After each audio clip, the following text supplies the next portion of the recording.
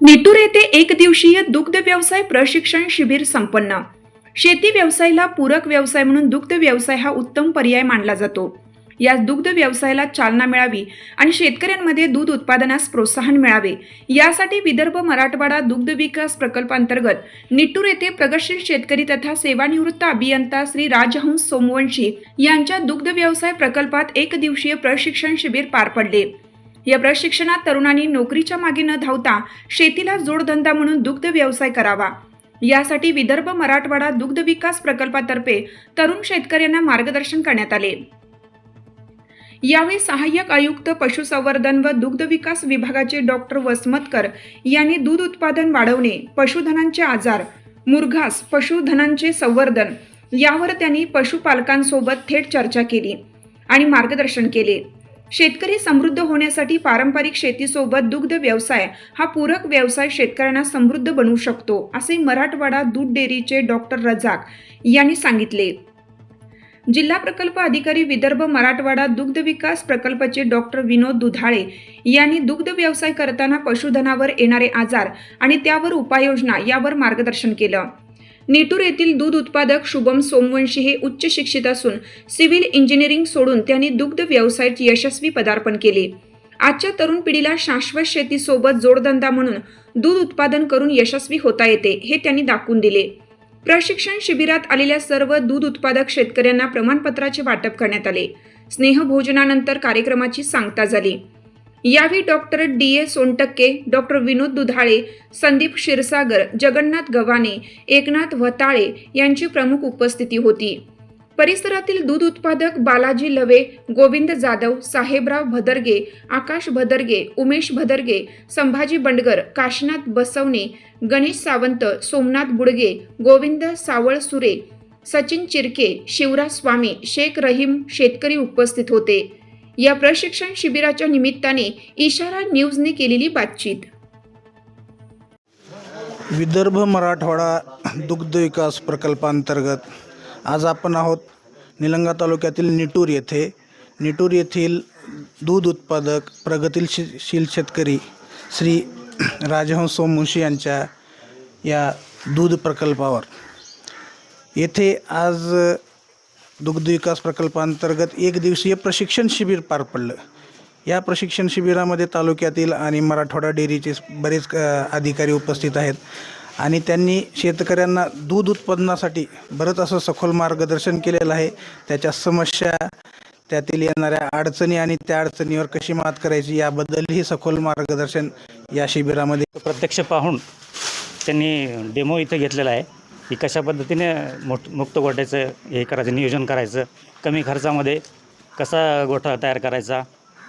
त्याच्यानंतर या शिबिराचं औचित्य साधून मी तमाम तालुक्यातील शेतकऱ्यांना आवाहन करतो की मुख्यमंत्री उद्योजकता योजना या योजनेअंतर्गत लाभ घ्यावा आणि अर्ज करावे।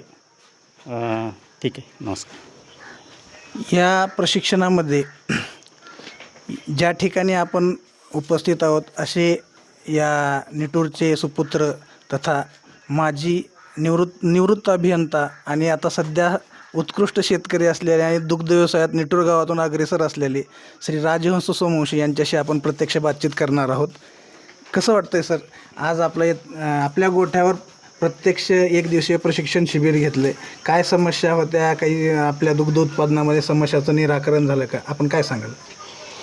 नाही, आज जे दुग्ध व्यवसायामध्ये ज्या अडचणी आहेत त्याच्याबद्दल उपस्थित आपले डॉक्टर वसमतकर साहेब, डॉक्टर दुधाणे साहेब आणि आपले हे जे मराठवाडा डेअरीचे जे डॉक्टर आहेत, डॉक्टर रजाक साहेब यांनी माहिती दिली। याच्यानुसार बरंच आम्हाला हे आता मेन म्हणजे कसं आहे की हे गोठा जो आहे हे फार पुढं आपणाला जावं लागतं आणि या आता ज्या मुलगा शुभम आणि माझे भाऊ ग्राउंडला करणारा माझा जो भाऊ आहे दीप आणि मुलगा BE आहे, हा गोठा उभा केलेला आहे आणि प्रत्येक व्यक्तीला, शेतकऱ्याला तरी याची फार गरज आहे, कारण पिशवीमध्ये दूध घेऊन येतो ही फार शोकांतिक आहे आपल्या, कारण तो जर दूध विकत आणतो त्यानं स्वतः गाई पाळल्या पाहिजे, म्हशी पाळल्या पाहिजे, आपल्या शेतीला फायदा आहे, कारण एवढे भाला आहे कुणाही व्यक्तीला मोठमोठे कॅन्सर आहेत परत कारण याच्यामध्ये बॉडीमध्ये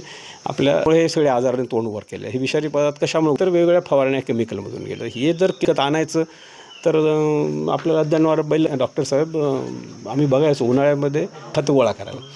आज म्हणजे असं वॉटर खत निघणं मुश्किल आहे सगळ्या शेतकऱ्याचं मिळून. एवढे मोठ्या मानानं आणि शेतीच्या क्षेत्रफळाच्या मानात शेणखत नसेल तर पुढे होऊन माणसाला फार भेडसावणारी समस्या आहेत.